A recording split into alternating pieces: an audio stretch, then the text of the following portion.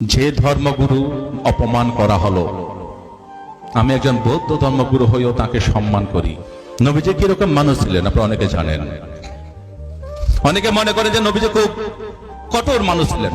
না, নবীজি হযরত মুহাম্মদ সাল্লাল্লাহু আলাইহি ওয়াসাল্লাম তিনি ছিলেন পয়গম্বর, মানুষের প্রতি অত্যন্ত দরদী। নবীজির এই আদর্শটা আমাদের কাছে উদ্দেশ্য, এই নবীজির এই আদর্শটা আমাদের কাছে আদর্শ।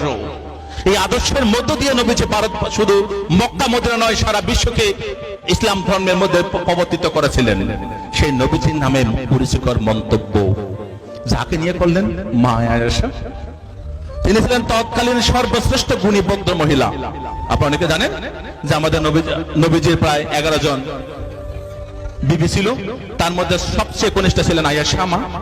এই আয়েশা ছিলেন সবচেয়ে জ্ঞানী এবং গুরুগম্ভীর ভদ্র মহিলা, যিনি পবিত্র আল কোরআন নবীজির পরে এই ভারত মক্কা মদিনার মধ্যে তিনি আল হাদিসকে তিনি রপ্ত করেছিলেন এবং সেগুলো প্রসার করার দায়িত্ব নিয়েছিলেন সেই মা আয়েশা। তাদের দুজনকে নিয়ে করল মন্তব্য। এই কারণে এটা অত্যন্ত কষ্টের যে মানুষটাকে নিয়ে এরকম কুরুচিকর মন্তব্য করা হলো, সেই মানুষটি তো সাধারণ মানুষ নন। তিনি হচ্ছেন আমাদের মহান আল্লাহর প্রেরিত পুরুষ হযরত মুহাম্মদ সাল্লাল্লাহু আলাইহি ওয়াসাল্লাম। তার জীবন গাথা, তার জীবন প্রণালী, সে মক্কা মদিনা থেকে শুরু করে তিনি যেভাবে আল্লাহর ওহী লাভ করেছিলেন, 27শে রমজানে যে কোরআন নাজেল করা হলো তার মাধ্যমে মহান আল্লাহ সে নবীজির জীবন যে অত্যন্ত সুন্দর, পবিত্র এবং সকলের মনোমুগ্ধকর, এবং তিনি শুধু ইসলাম ধর্মের নয়, তিনি সকল ধর্মের মানুষকে ভালোবাসতেন, তার অজস্র প্রমাণ রয়েছে। সেরকম মানুষ সম্পর্কে মন্তব্য করা, তাকে ছোট করার চেষ্টা করা, তার সম্পর্কে কুরুচিকর মন্তব্য করা, এটা শুধুমাত্র মুসলিম সমাজের উপর আঘাত নয়।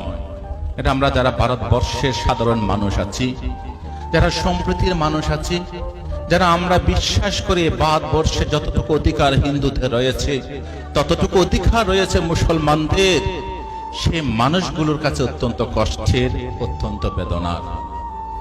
তাই নবীজি কিরকম মানুষ ছিলেন যদি আপনারা একটু সবাই জানেন, যারা এখানে আছেন আমার থেকে অনেকে আল কোরআন সম্পর্কে ভালো জানেন, অনেকে পবিত্র হাদিস সম্পর্কে ভালো জানেন।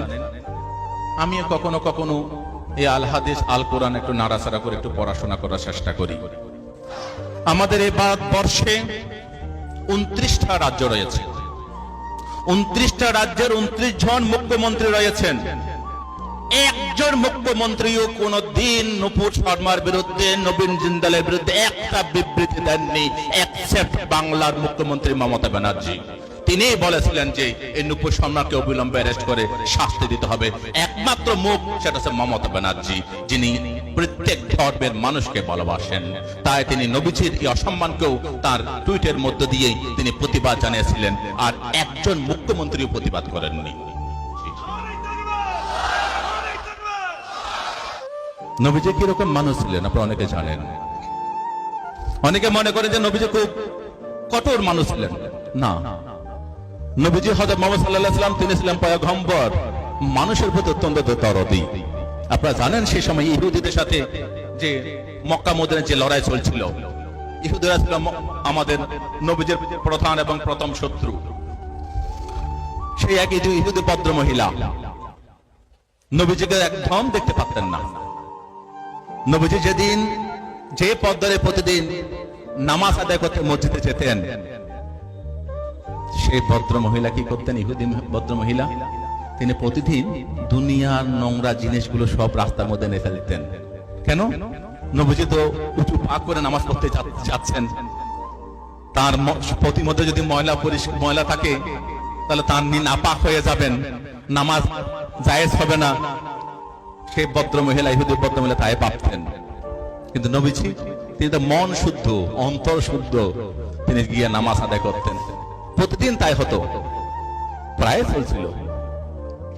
একদিন নবীজি যখন যাচ্ছেন, দেখলেন যে সেই জায়গার মধ্যে কোনো ময়লা নেই, রাস্তা পরিষ্কার।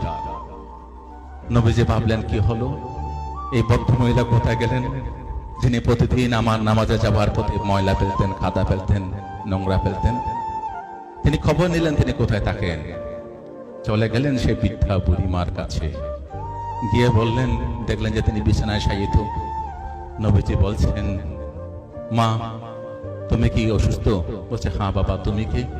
বলছে, আমি সেই হযরত মুহাম্মদ, যিনি প্রতিদিন নামাজ আদায় করতে যাওয়ার সময় তুমি নাপাক করার জন্য ময়লা ফেলতে। আজকে আমি দেখলাম রাস্তার মধ্যে কোনো ময়লা নেই, কোনো কাদা নেই। আমি বুঝতে পারলাম তুমি আর কোনো ক্ষতি হয়েছে, তোমার কোনো অসুবিধা হয়েছে, তাই তোমাকে আমি দেখতে ছুটে আসলাম। আমি আল্লাহর কাছে দোয়া করছি, মা তুমি সুস্থ হয়ে যাও, তুমি ভালো হয়ে যাও। এটাই হচ্ছে নবীজি। নবীজির এই আদর্শটা আমাদের কাছে উদ্দেশ্য, এই নবীজির এই আদর্শটা আমাদের কাছে আদর্শ। এই আদর্শের মধ্য দিয়ে নবীজি ভারত, শুধু মক্কা মদিনা নয়, সারা বিশ্বকে ইসলাম ধর্মের মধ্যে প্রবর্তিত করেছিলেন। সেই নবীজির নামে কুরুচিকর মন্তব্য